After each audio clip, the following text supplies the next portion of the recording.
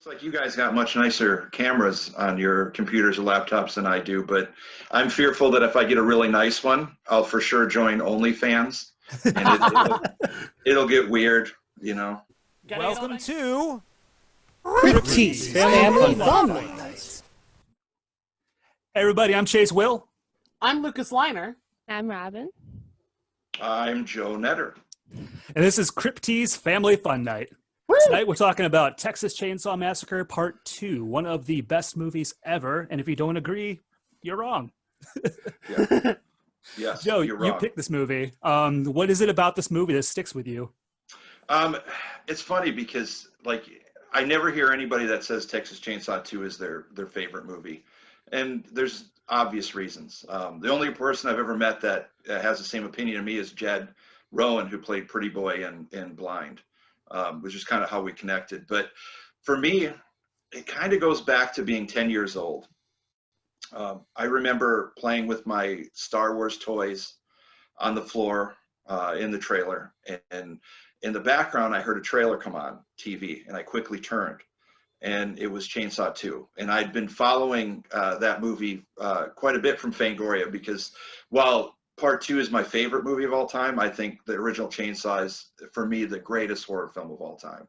Mm-hmm. But I have a little bit of a different connection. So I'd cut the pictures out of Fangoria. I'd hung them up. You know, Tom Savini did the effects. I knew it was just going to be this amazingly brilliant horror movie.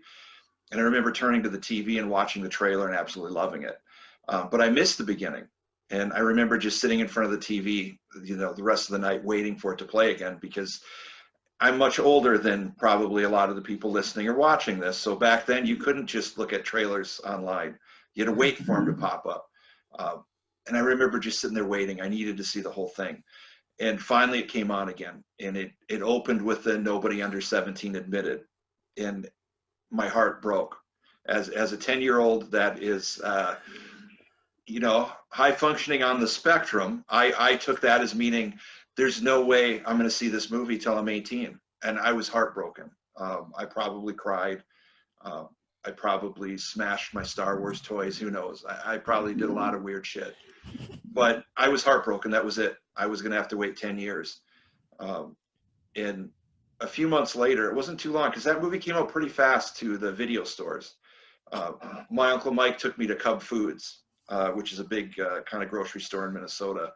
And back then they had video stores everywhere. You went to the gas station, you could rent movies, and the grocery stores had it. And I remember stumbling upon it in the new release section and just kind of freaking out at the possibility of actually getting to see it. Because I assumed, okay, it might come out on video, but it would only be in the porn stores, because it's an under 18 thing. My Uncle Mike, who was kind of my way into horror, he loved horror, took me to everything that came out. I mean, I saw Creepshow when I was 6 years old in the theater, and horror was always a kind of our thing. I used to draw monsters, and he'd tape them on his walls. Luckily for me, he rented it for me, and we sat down and watched it, and I just fell in love. Having read about it, seen the pictures, and then thinking it was taken from me, to then get to discover it, I was blown away. It's a different movie. I love the characters. They're over the top, but they're fun. The gore is great. The performances are great. It's definitely not the original movie, but it really can't be. It had to be something different. Mm-hmm. And I just, I know this is going to sound horrible, but even at 10, I liked my Leatherface being a little bit pervy, you know, because let's be honest, I was 10. I was a little pervy too. I like how this one, like even like in today, if you watch it through like today's scope, I guess you would think that Leatherface is kind of a simp. I think that's what they call him now. Yeah.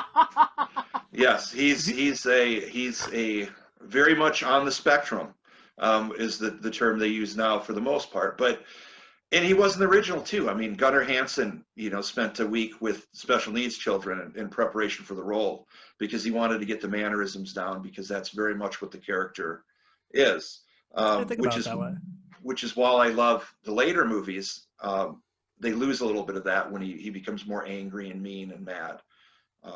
I like my killers to have a little bit more to them. And you know, Bill Johnson killed it as Leatherface. You felt bad for him at times, even though he's, you know, a terrible person.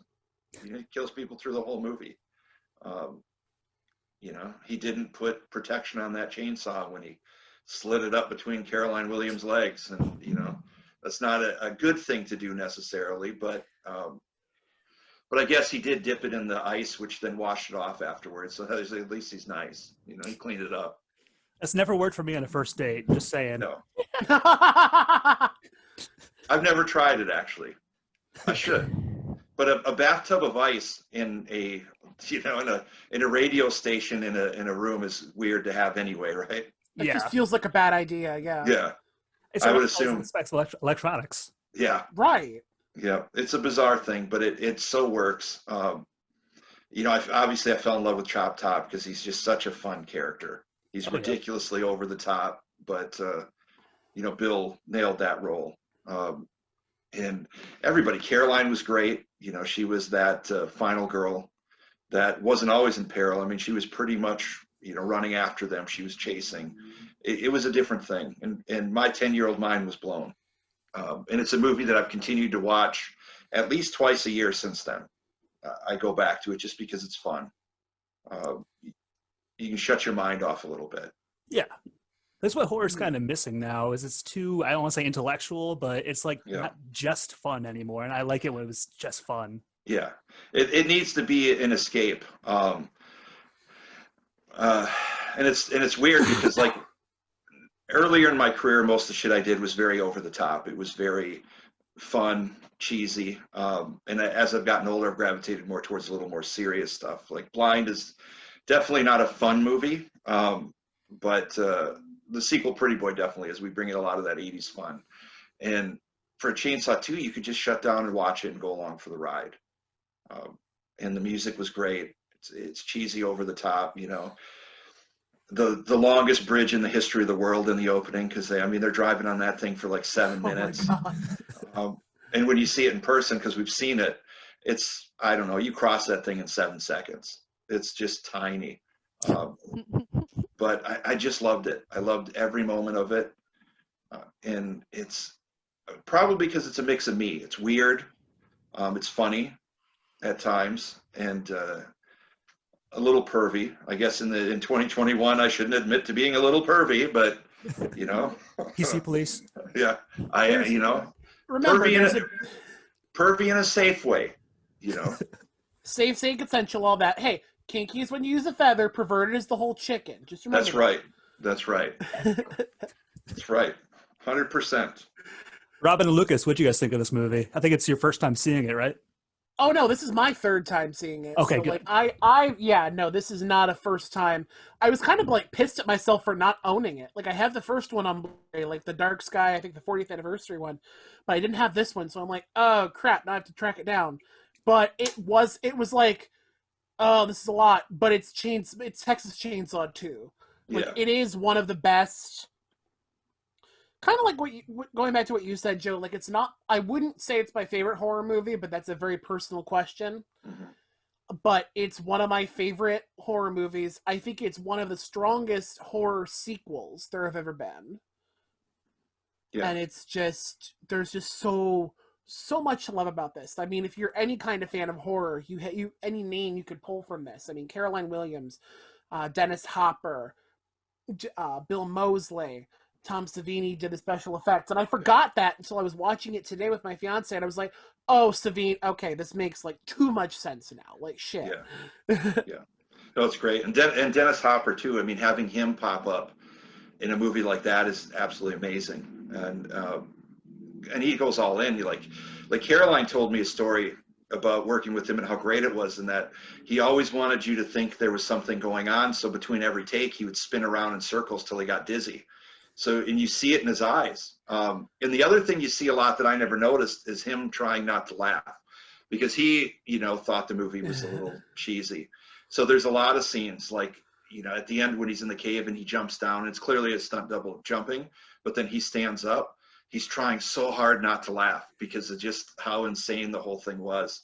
And you don't always pick that up, but I like that kind of stuff just to see what he brought to it, because it's weirdness. It's a weird, I mean, what was going through his head when he pulled those chainsaws and started slamming them on that piece of wood? And mean, it's just so it's unintentional insane. comedy. Yeah, is that scene? Yeah, for me, it's a lot like how George C. Scott handled Exorcist 3, and that every scene he's in, at some point, he's pissed off.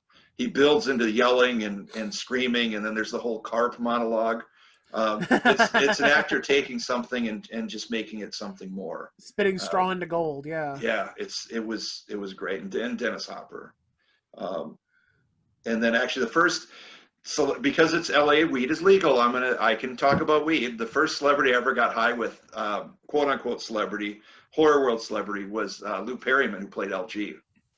Oh shit! Nice. I got to know very well, and it was funny because he came up to my room and we were smoking weed, and he started coughing and spitting, and as a fanboy, it took me right back to his character in the movie with always, and it was great. It's a challenge because I got to know Lou really well, and obviously maybe you don't know, he was murdered. He was axe murdered years back, and it's changed watching the movie a little bit for me, his death scene, knowing that happened. He rarely gets mentioned in the Poltergeist curses, but he wasn't Poltergeist.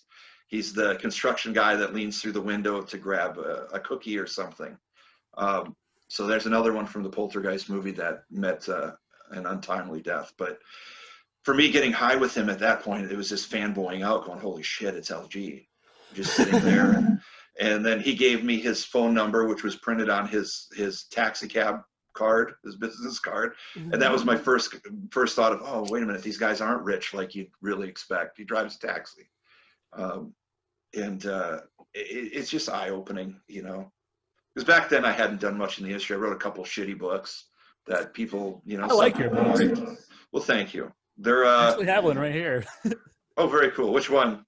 It's Zombie Bukakke. Zombie Bukakke. Yeah.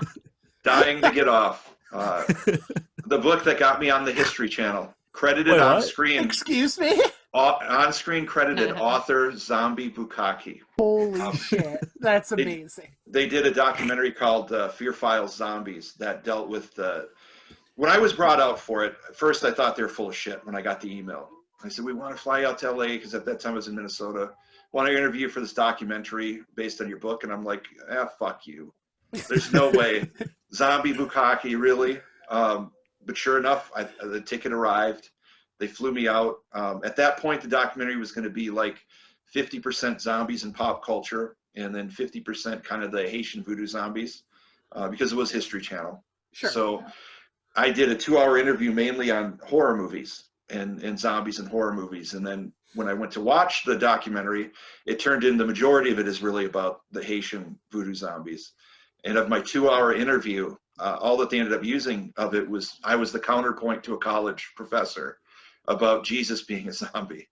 and it was, and put it on screen, author Zombie Bukakke. I think it aired once or twice and then it got pulled because I think people maybe looked it up. And they were supposed to do 2 more, Fear Files Werewolves, Fear Files Vampires, and never made them. So I think I fucked it up, but I didn't fuck it up. They could have looked up what Bukakke meant. I mean, I assumed everybody knew, but yes, I was on the History Channel as a counterpoint to a college professor discussing Jesus being a zombie. A funny Bukakke story. Sorry, I never started a sentence that way. This is not that funny story about Bukakke. Yes. No, I promise this is not filthy. You guys ever play Cards Against Humanity? Of course. You guys ever play it with your mom? Nope. No. That card came up. And she's like, what is Bukakke? I'm like, don't Google this. Please don't. No. Oh, Sam says and there it goes.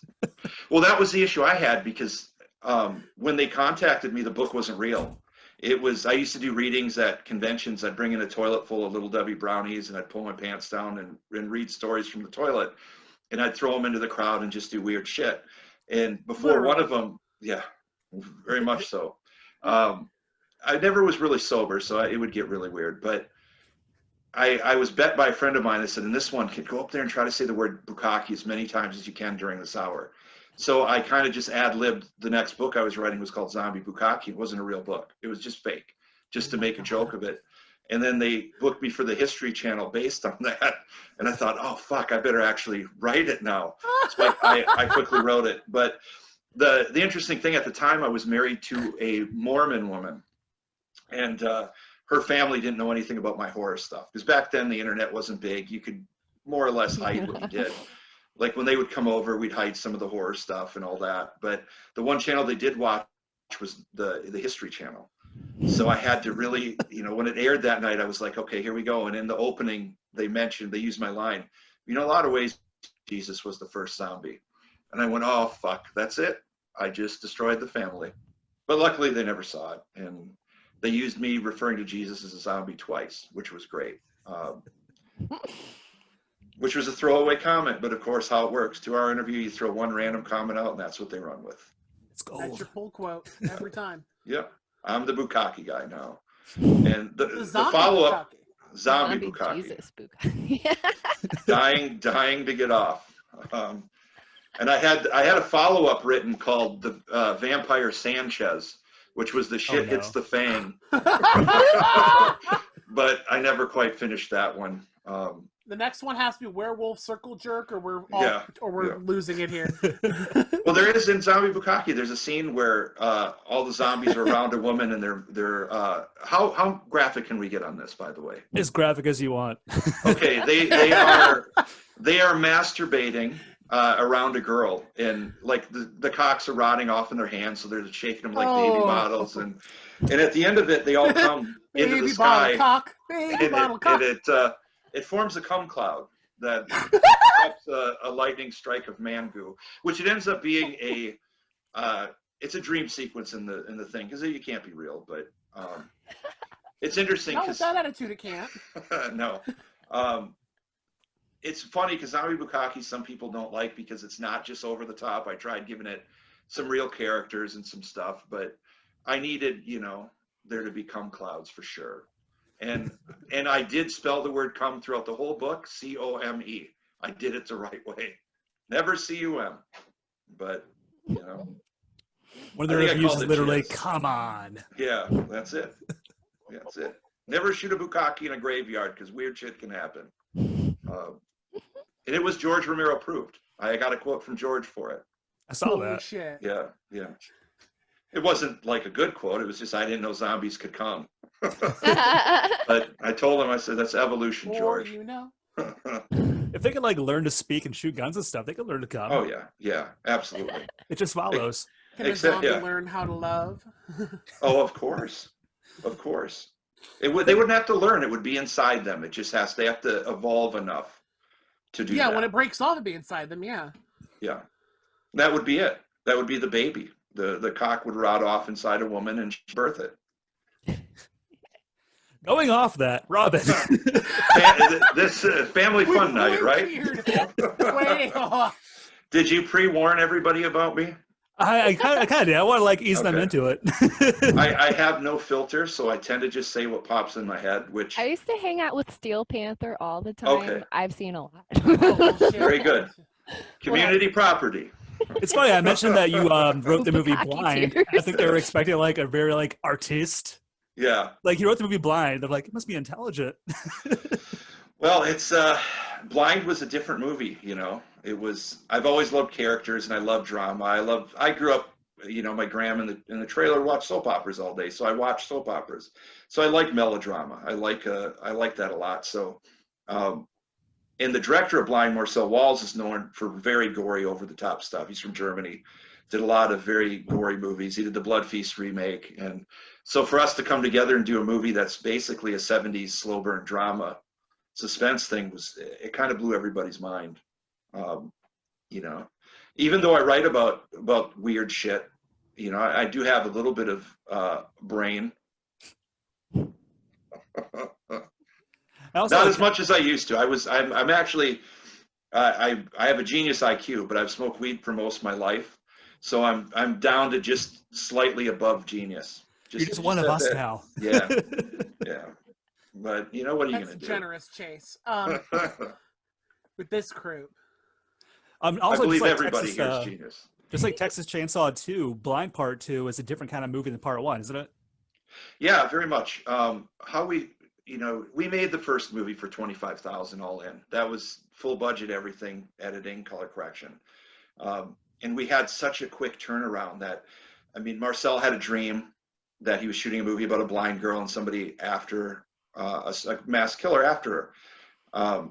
And the next day he talked to me about it. We wrapped the movie 5 weeks later from that day. It was a very quick turnaround for no money. And to do a movie like that, you really have to rely on more of the suspense and the drama. And we also knew that it was going to be a film festival movie. You know, we were going to live or die there. And that's the crowd we're aiming for, because when you make a movie at that budget, you always got to protect your investors. You want to make the money back for them. And we knew at the 25K that would be fairly easy to do. So we could take some chances, do a little weird art house drama thing. But we knew once we got it, that was going to bring us to the sequel, which was going to be an 80s movie. Very much an 80s slasher. It's gory, it's bright, it's fun. Still feels like Blind. We're still in that world, but we get a little more crazy. And then, you know, provided we get to do the third one to complete the trilogy, that's more 90s based. It's more of a 90s feel. So we really wanted to do something a little different, you know. With part two, part one, we aimed for the film fest crowd to kind of show what we do combined by combining our artistic talents. And what you should have warned them is that once I start talking, I can talk for hours and I can go on and on and on and on. When I did Adam Green's Horrified show, which is you go on and talk about something you've been horrified. One of the best episodes. Yeah. Well, the first cut of it was when I went down to record it, because I didn't know it was 5 or 6 minutes. I talked for 21 minutes straight about pissing my pants. And it just kept going. He had to cut it to 5 minutes. But and I think at the end you said Sarah was horrified. Yeah, she was horrified. Yeah. But, and it was her car. I pissed my pants in her car. But what are you going to do when you get to be my age? Things start happening, and it's LA. You can't just go to a gas station and pee for the most part. You gotta find a different place to go. So, so anyway, I guess if we bounce back to what were we talking about? Blind 2? Yeah. Pretty Boy. Okay. Are you able to talk about the plot at all, or is it under wraps right now? I can say a little. I mean, we pick up right where the first one ends. Okay. It's a continuation. And what happens is we explore it. It's all set that night. Whenever I do a lower budget indie thing, I try to keep it to 1 or 2 days because it just helps with wardrobe. It helps with continuity. It helps with a lot of stuff. So it's a continuation of the first night, although we leave that house and we move to another location still in the Hollywood Hills where a party is wrapping up, a beautiful Valentine's party. The thing with Blind is it is a Valentine's movie, but we ended up cutting the 2 scenes that reference Valentine's in the edit. So the only way you know that is not, you know, spoilers. At some point, somebody's phone shows a picture of Sarah and it has the date on there, and we see that it's after midnight, but it was Valentine's. So we knew with the first movie, it's a bluer movie because it's depression, it's sadness. This one is Valentine's. It's pinks, it's red, it's vibrant, it's beautiful. And to me, it feels like a continuation. You know, it feels like the same movie. We just bring in more elements. And whereas now I remember what I was talking about. With the first movie, it was a film fest piece. We needed to set up a style, a feel, what we can do, especially on that money, because it's hard to make something look, you know, really nice on the 25K. It's tough. We knew in the second one, because we have more money, not a lot more, but we have more to protect the investors. Now we need to pull in more of the horror fans, and the horror fans, when they think slasher, they want the blood, they want the guts, and me too. I love it. You know, I would have loved to have some of that maybe in the first one, but we are very limited on what we can do. And we also didn't know how the character Pretty Boy was going to take off. We didn't expect Trick or Treat Studios to put out a costume and a mask and to get all the merch deals we got. So once that happened, now it's like, well, now we got to kind of cement him as a more traditional killer, but with more backstory and a little bit more mystique about him. I mean, he's all over part 2. It's called Pretty Boy for a reason. The first movie, we get a lot about Faye and a little bit about Pretty Boy. This one is very much Pretty Boy's movie. We get a good look at who he is. What I like about the first one too is like you get the idea that he's also a very sensitive guy. Like he's not a horrible, I don't know about the sequel, but the first one at least, he's not like outwardly violent. He's not angry. He's a dude struggling. He's got some shit going on. He's reacting, and that was my goal in writing that character, was I wanted you to feel for him a little bit. At the end of the day, in the first movie, he kills 4 people, so you can't discredit what he's done. But I wanted you to feel a little bit for him, that I don't believe people are born evil. I think they're created through upbringing and experience. And in the second one, you get to see a little bit of what made Pretty Boy Pretty Boy. It's not to say you want to like somebody that kills a lot of people, but for me, it's the interesting thing always is understanding them. I grew up, my mom was a very young mom. She had me when she was in her teens, and she was going to school to be a nurse and then working at the state mental hospital. So she worked with some of the worst mental patients, and she'd come home and we'd talk about like what she experienced and people she met. And it was always interesting to me, not in a glorifying way, but that what goes on in the head that makes people do what they do. It's crazy to me, because you look at people and you go, like, anything you put in a movie, somebody's done or attempted to do, and it just blows your mind at what goes wrong in your head that you think about cutting a face off and wearing it. We've all thought of it, but to actually do it, that's a different thing. More than once. We've all done it at least once, but to do it a second time, now it's weird. There's actually a book called Men, Women, and Chainsaws that talks about that, directly referencing Texas Chainsaw Massacre II. Oh, cool. It's like goes really deep into it. It's like a really intellectual paper almost. On it? Okay. I can't like quote it properly right now because I wouldn't do a credit, but like check that book out. I fucking love it. Yeah, send me when we're off this, send me a link to it, and I'll check it out, because I love that kind of stuff, and that's what I like to explore. Because it's weird in that Chainsaw 2 is my favorite movie of all time. Chainsaw 1 is what I consider the greatest movie of all time, horror movie. But my favorite franchise is Friday the 13th. And I think I relate more towards Leatherface and Jason, because you get a little bit of what maybe went wrong in their life, that they weren't just horrible, horrible people. Whereas I love Michael Myers and I love Freddy Krueger, but they're a little different. In the later Freddy movies, they tried giving you a reason why he's a psycho, but he's just a psycho. Yeah. There's those movies were more, were a little different, but yeah, that's Chainsaw 2 for me. Was just, it was a right mix to hit me at the time, at my age, at 10 years old.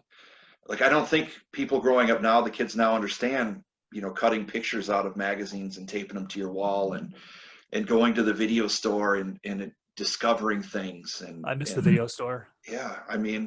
Even magazines would come out and everything you saw was new. Now, when you get a magazine, you pretty much know everything that's in there, because everything's instantaneous. Yeah. And as a 10-year-old, man, I loved horror. And for me, part of why, if you've read any of my stuff, I lean a lot on the splatterpunk, the overt gore, sexuality, because I'm weird in that I've never read anything that scared me. I'm missing that. So even though I'm a huge Stephen King fan, I have every book. I've read them front to cover, or front to back. I guess front to cover would be what Sarah would read. She'd be like, "Oh, that's the front, that's the cover, I'm done." But I've read the whole thing, and nothing scared me. So I gravitate towards things that grossed me out, though, and that's why I lean that way. Have you read Jack Ketchum at all? Yes, Jack was a good friend of mine. Really? Jack was great. Most of the time when I would do writer panels at conventions, I'm not well liked. I wasn't well liked, because a lot of times they're in suits and they're very serious, and like the question would get to me of, where'd you get your inspiration? And I'd be like, well, I was taking a shit one day. and I looked at my daughter's rubber ducky sitting there and thought, how can I combine that? But he liked that because it brought a different element. Jack was just a cool guy.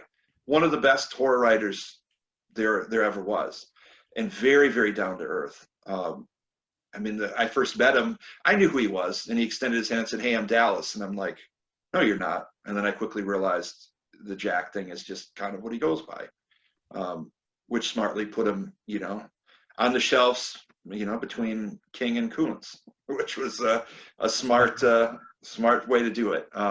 Netter's my real name, so that would put me on the shelves if I ever got on the shelves, but I like to believe it's just like Knetter with an N. You just added the K just to be there. Yeah, it's a weird thing because like some parts of the family call it Knetter, and the Netter's just silent. And I don't know why. I have no idea, but it's cool. You know, when I sign books, I get to draw a big K and a squiggly line, and it's better than an N. It's more striking, at least. But yeah, I love reading. I still read all the time. I'm weird though, and I'll admit I only read in the bathroom. Like it's a weird thing I do. People do that. I don't understand how. How do you bring your book into the bathroom and hold it and then wipe and then hold it again? Well, I don't wipe. Oh my God. I have a bidet, you know. That, no, I leave the book in the bathroom. I leave it there. And it's, you know, there's not a lot of shit on it, I'm pretty sure. I mean, I never really look, but you wipe after you put the book away. That's how you know he really liked the book. It's just covered in smears. That's my favorite thing from doing book signings and conventions is when people bring a book and it's all fucked up. All fucked up. That means they read it. Yeah. Because most don't. A lot of people buy the books. Did you ever read Zombie Bukakke? Yeah. Okay, good. You're the one. I got my copy like right here. I'm going to bring it. Hang on a sec. Okay. Most people at conventions, they buy the books just to put on a shelf. And right, never or to really get it open signed and they're like, oh, I met this person. Oh, I dropped my headset. So professional. Yeah. There we go. If you guys can't find it, go find it on Amazon. Zombie I think Bukakke. this is the original cover, right? Second cover. What was the original release. One? Very similar. It's more of it's a girl in front of very similar, I guess. I can't remember why I changed it. Probably just to, okay, actually I remember now. See, smoking weed for how many 30 years of my life has made me. So what I do is I talk and I keep talking until I find what I wanted to say, but it feels natural. Like right now, it feels like I'm telling a story versus just trying to remember what I'm talking about. But then there it is. After Zombie Bukakke came out, I released it under a different title just to see if because I felt the title maybe was gimmicky and I wanted people to read it. So I tried a different title. And called Grave Mistake, and it didn't sell at all. So I said, fuck it, I'll go back to Zombie Bukakke and give it a new cover just to try again. You got to come back to that, you know. Yeah, come back. Has Amazon ever tried to like shadow ban your book? No. It was on Target for one day because you know Amazon has a connection to those places, and then it got pulled from there. But Amazon's never had an issue with it. And it has popped up at a few bookstores. I've seen it here and there. I think because people just don't know what it means. I think Amazon puts it, I think they add the adult section. It's not just horror. I think they added an adult thing. So if you search under horror, you probably don't find it maybe, but you know, it is what it is. It's a weird title, you know, but it got me press. It got me, you know, on the History Channel, which is, who can say that, really? Yeah, it makes no sense. Something involving Bukakke. Yeah. In the History Channel's like, yes. There's our line for the show right there. Something involving Bukakke. Yes. Yeah, it's a weird man. The whole thing is weird because, like I said, I grew up as a horror fan, and my goal was if one person bought something I wrote, I was a success, and anything after that is just kind of ridiculous. So I've been now almost 20 years of just every day being, this is just crazy. With that being said, books don't sell, so you don't really make any money doing it, but it's opened doors to move into the world of film, which has been nice. Like one of the most validating things I remember was Dark X, I think last year, the year before. My table was like really close to Felissa Rose's, and she bought a copy of my book. I was like, this is the most validating feeling ever. That's amazing. And that's the moments you look for, is you're like, holy shit, you know? It's like, I don't care if the book is good or not. Did she show you her cock? What? Did she show you her cock? It was funny. I was talking to her manager before. I was like, I'm scared to say hi to her. She's like, no, go talk to her. She's cool. No, Felissa she's a ball of energy. Oh yeah, she has she showed fun. up ready to go that day. Her energy never came down. No, she is 100% at all times. And I remember you telling me that, so that's cool. That's a lot of what I looked at too. Is the first convention I ever did. I think I sold 4 books in 3 days. but I was happy because everywhere I looked, it was people that liked the same shit as me. Because growing up in the Midwest, I'll tilt this back a little bit to give you a little more look at me so I'm not pushed so back. How's that look framed between the two? It's good. Yeah. Perfect. Yeah, I should say this. Right before I did this, Sarah said, does the podcast have video? I said, I think so. And now I'm realizing why, because I'm not doing shit today. I'm going to lay on the couch, sleeveless shirt look. So, this isn't to try to be cool. It's because I'm lazy. Showing off the guns. No, there's no guns there.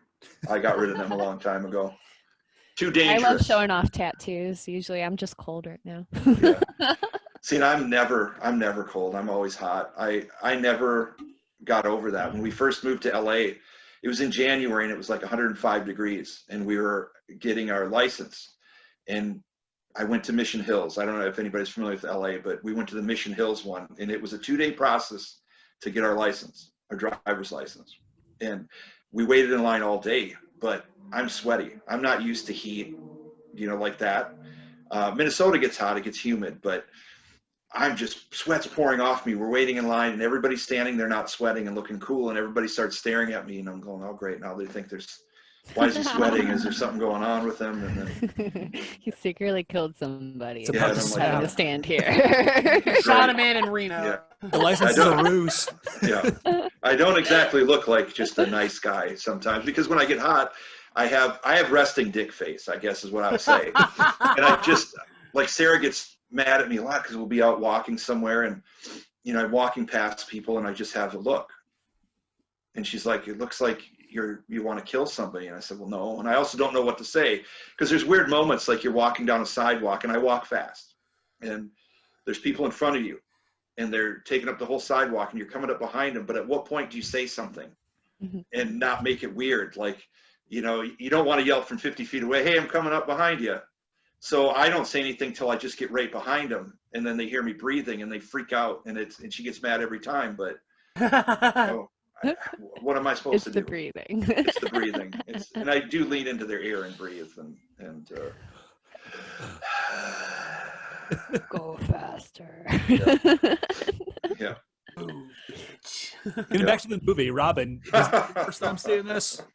It was my first time seeing this. Really? I've seen some of the other Texas Chainsaws. I've seen a lot of other stuff too, and going to concerts. Like, who has the time for that at 20 something? But no, I've always wanted to see the whole franchise, so it was really fun to watch it. And there was moments where I was like, I know it's kind of like a horror comedy, but I feel like in a normal horror movie, I would laugh at it anyway because I'm fucked up. But so it didn't seem like it was, I don't know, more. In some parts it did, like some of the cheesiness, but yeah, I thought it was just like a normal, awesome kind of horror movie too. What I liked about it too is it had one of the, I think I'd say the second best jump scare in horror movies. The first one, I gotta say, Exorcist 3. But this one, where they're coming through the double-sided mirror, like that jump scare was so good that Resident Evil 2 for PS1 ripped that right off with the liquid. You guys remember that game? I didn't watch it. No, it's the exact setup. It's a monster coming through a double-sided mirror as a jump scare when you walk into the room. I stopped playing video games when there ended up being more than 2 buttons.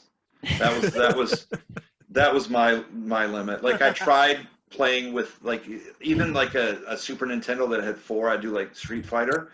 I would just flip the remote over and just rub it on my leg, hoping that somehow the combination of that and even if I didn't win the fight, I'd come. I'm more of an NES person too, and not really play any new games either, so I feel that. I only play one, and it's a horror game, so there's games that. now was like playing a novel. Like you play The Last of Us, I know those games. I love them. They're one of my favorite games, but it's like playing a novel. Yeah. It's a story. Like you're playing. And that sounds great to me. It's tough because I still have a Nintendo. I have a Nintendo. I want to hit the A button to shoot. I don't want to have to aim and reload no, I just want to hit a button. That's it. Just give me back button my paddles. Button to jump. And I'm a weird one that like if there's like in Super Mario Brothers, I'm holding down that speed button at all time. My thumb sideways, I don't let off on that sumbitch. Pretty much. So once there's there's buttons underneath the controller, that's too much. It's too much. Although I will admit I did play the Friday the 13th game a little bit. I never got to play that. Was it pretty good? Yeah. Isn't that supposed to be like Dead by Daylight, where it's like there's killers and there's survivors, and you try to outsmart each other? You can play Jason or the campers. I never really figured it out. And at the end of the day, when you're playing Jason, you're really just practicing murder. I mean, that's your goal. There's really nothing to do other than you have to find everybody and brutally kill them. And but it was a lot of fun. I did like that game. Yeah. Not the original NES Friday the 13th. That one was a shit show. They gave him a purple suit in that one, didn't they? Oh yeah, yeah. Purple suit, a blue mask. They wound up giving him that skin in the new game. That was like a DLC. Yeah, and Kane Hodder, I think, NES has done photo ops as that Jason, which is interesting.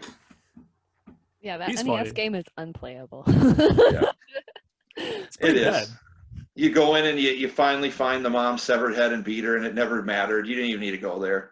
But it was cool seeing it. And all the times you're jumping around, you got a weapon, and you got a great weapon, and you jump up and grab a fucking rock.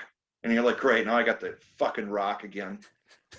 Throwing it at zombies. And I got you never rock. knew I which was just direction thinking you were of this. fucking running. It's like, all right, I'm running towards it. Fuck, I went the wrong way. It was just a nightmare. Yeah. The Nightmare on Elm Street game was terrible, too. And they did the same thing with his clothing too. NES They one made was his so clothing like, was it yellow and orange? I think. It was a little different. That was a game that was a little more fun, but the bosses were so hard. And then you get to the end and you have to do them all back to back again. And each one was so hard to beat that it was, but I played those games because I rented them. You could rent Nintendo games back then from gas stations and shit like that. So, You know the hardest horror game ever to beat is The Lion King for Sega Genesis. the line. That is the hardest horror game That ever. shit was Level 2. ridiculous. That and Aladdin. Aladdin, That yeah. and Aladdin for Genesis. Fuck those. Like, I love those games objectively, but God. However, I'm going to pull back. No. I can do one better, Chase. What's that? Battletoads. I don't know what that is. It's on Battletoads. NES. You don't know Battletoads? It sounds like a Cronenberg. It's really game. glitchy, and you have to have two people to play it or something like that, and you constantly get mad at each other because you fuck each other up. That's the breakup game. I played Battletoads. That is the Uno with video games. Yeah, Battletoads it's impossible. It's impossible. Some of them though, like Ninja Gaiden, is supposed to be really hard. And I remember me and my friend Jason, we played that one summer, all summer. We played Ninja Gaiden every day. We listened to Motley Crue's Dr. Feelgood, and then we watched the movie Best of the Best every day that summer. And by the end of the summer, we could beat the game, which was amazing. But Nice. that was a wonderful year for me. You know, Best of the Best is great. And Did they Kate reference Hodder's in that a couple times in Karate Kid, the new show? I think they referenced that movie. I think so. How great is Cobra Kai? I fucking love it. I didn't expect it to be that good. I watched all it's 3 amazing. seasons in like a weekend. Yeah. They put him in a body bag. Yeah.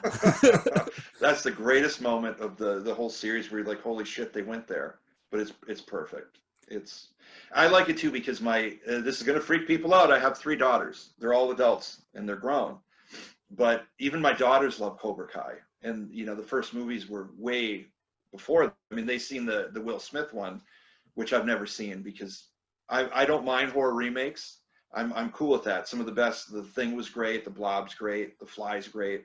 I never really shit on, remakes. But for whatever reason, that one I won't watch because The Karate Kid's a perfect movie. It's Yeah. perfect. Shouldn't be touched. I feel like even after part 2, I think they should have just kind of stopped making the movies because they really fell off after that. Yeah, 2 was fantastic. 3 was okay. And then 4 was different. It was just a different dynamic, you know.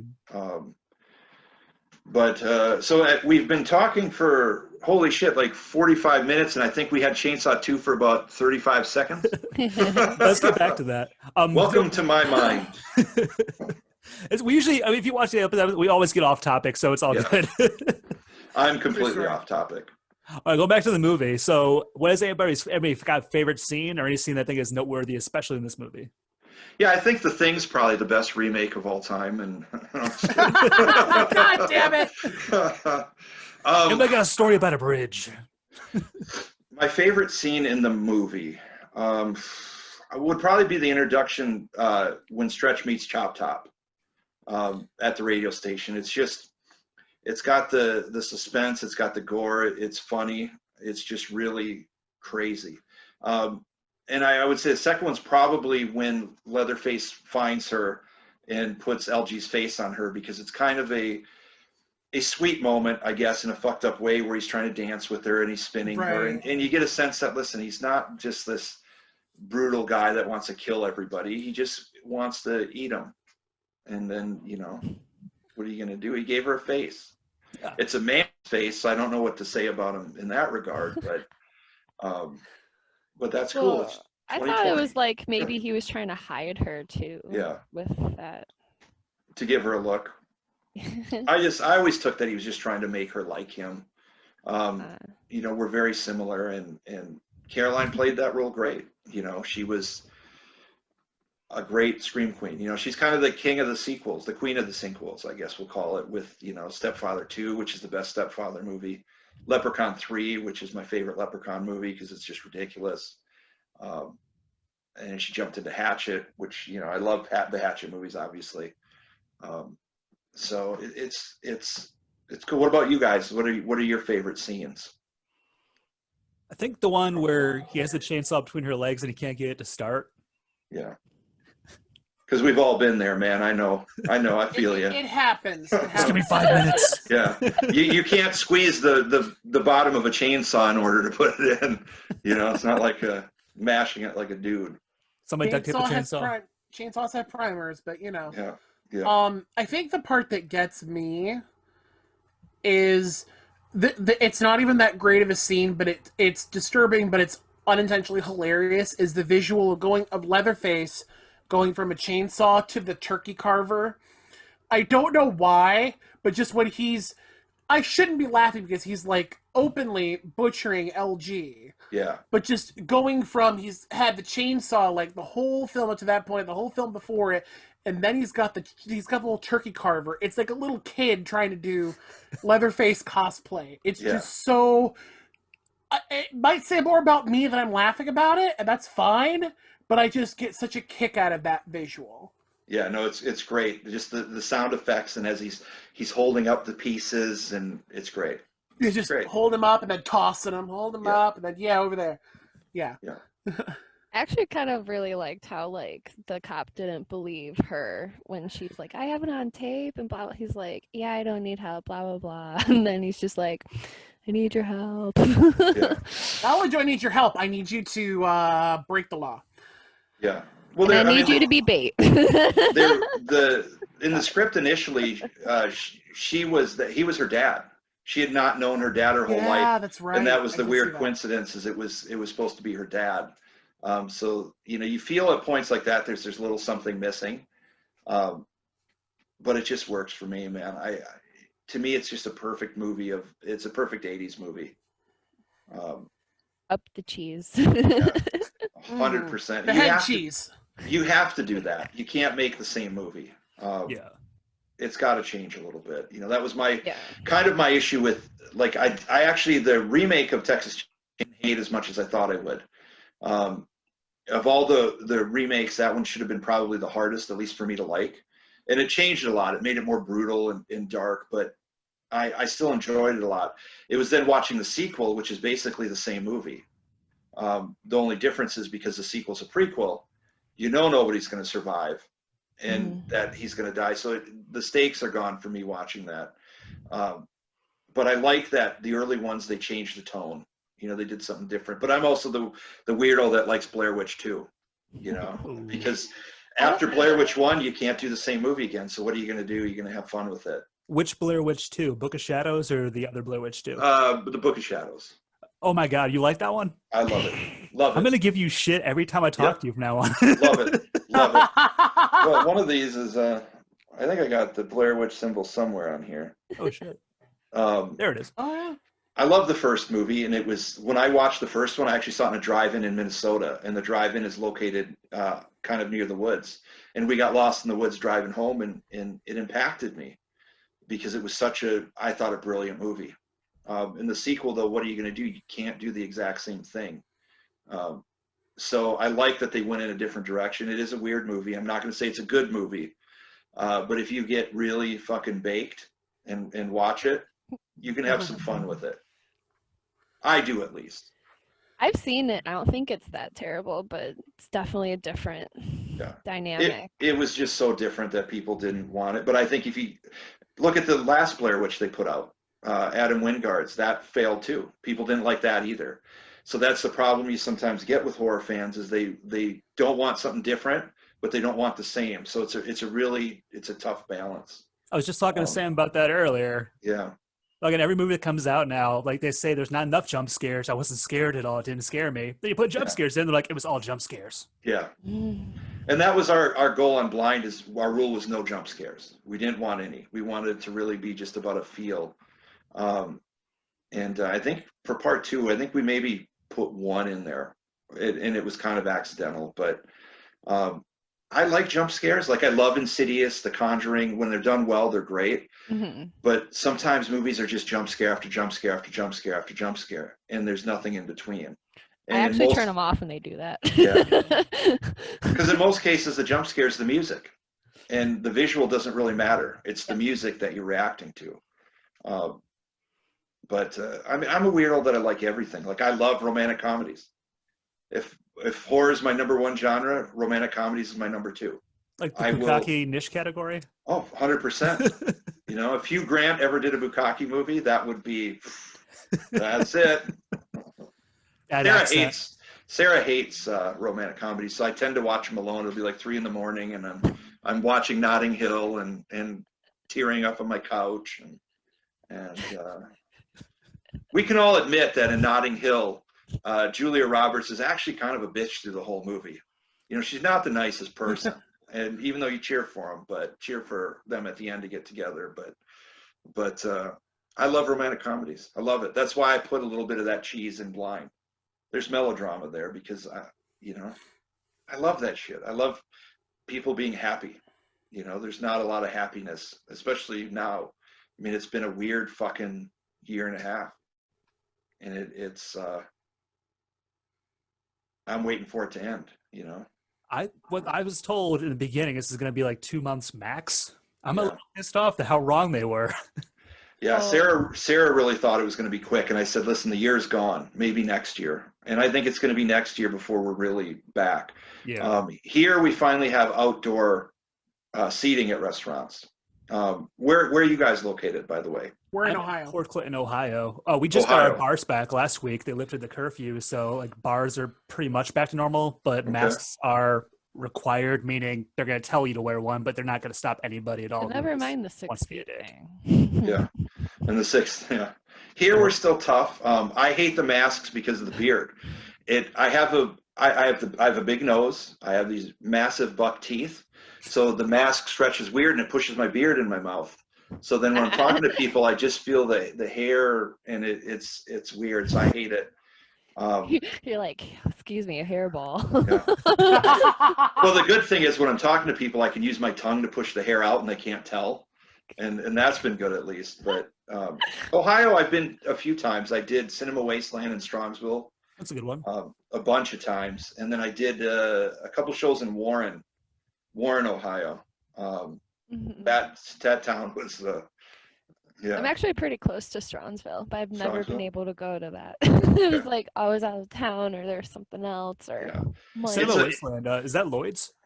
No, Lloyd is that's Ken's. Lloyd is Texas Frightmare Weekend.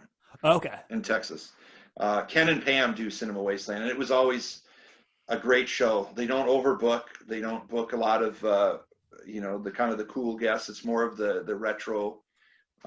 Not that they're not cool, they're cool, but I mean cool as in popular. You know, they're not going to pull Robert Englund in. But I had a lot of fun there. I mean, one of my best panels I ever had is I would do a reading, like I said, with the toilet, and I'd do weird shit. And I did one time with Sid Haig where we both dressed as monks, and we lit 100 candles and played King Diamond music, and we came in and read stories and handed crosses out to the crowd, and it was just bizarre shit. It was just whatever weird shit. I had a tent set up one time, and I had set up in the middle for me to run out of booze because I would drink through the whole thing. And Kane Hodder brought me in a bottle of booze in the middle of it to deliver me booze, and it was just fun. I mean, I tried having fun with it because most writers, when you hear them read, it's just that they're just sitting there reading, and there's nothing wrong with that. But at a horror convention, I just thought it needs to be weird. And plus, I'm weird, so no matter what's going to happen. I dropped acid on a panel once, and that was a weird one. And how did you continue reading? We're like, is he really doing I timed it well in that, like, 3 people knew, because a fan gave it to somebody who gave it to me. So like 3 people knew I had it. So I made it, about 20 minutes in, I took a pause like this, and I pulled it out of my pocket and put it in my mouth, because only they knew what was going on. But the timing was good so that it really kicked in when the panel was over, because I wanted to be at least somewhat, smart. Although I was kind of known for at the readings, like that was we were doing an I Survivor reading. I was reading something from the book Adam and I wrote. I Survivor, available on Amazon. It bridges Hatchet 3 and Victor Crowley. And I knew that was that one. I think I read maybe 3 minutes of my hour spot. The rest of it's just like this. I like to talk to people. My panels are never Q&As. It's me talking, and I more interview the people in the crowd of, what's going on with you? What do we got going on? And I prefer that very strongly to the authors who are so into their own work, like, glasses on, peeking down, pinky up, reading. Yeah, and that's I can't be that way because I'm weird. And of course Sarah's there. My girlfriend Sarah French, she's the lead in Blind and Pretty Boy. If she's there, I pick on her through the whole thing. I find ways to make fun of her and bring her up and you saw Blind, right? I think you quoted Blind. She's great in it. Like she played that role so well. And it's bizarre for me that after 11 years we're still together, because I'm kind of a handful to deal with, because this is how I am all the time. There's never really an act. I'm weird. I talk about weird shit, and lucky for me, she loves horror. She loves metal, and I just can't get her to the romantic comedy thing. But that's okay, because if she were to sit there watching me cry over Hugh Grant, she might look at me different. So I'll sneak them. I'll sneak them on my own. But I think it's so funny that of the two of you, you're the one who loves the romantic comedies. Yep. She just isn't into it at all. Like at all. He's so fake. A man would never do that. Yeah. It's weird because she's horror. She's metal. Like she likes a lot of the same metal bands, which was interesting. She just doesn't like that. She likes comedies. So that's cool, because I'm a huge comedy fan too. And she leans a lot towards the 80s, the Chevy Chase stuff. She loves all that kind of stuff. There's so many 80s movies that can never remake, and I'm really happy I'm going to. That's why it was the best decade. No, I just watched all 3 Porky's movies a few weeks ago because I grew up loving them. And it's like, you couldn't do that anymore. Nope. Like Revenge of the Nerds is out. You can't do that anymore. And even in Stranger Things, they're like warning this contains smoking. Like, ooh. Yeah. They're they lower their bar smoking so much on what's offensive. Right. I guess it's why for all the little kids that watch the show be like, smoking's not cool. Yeah.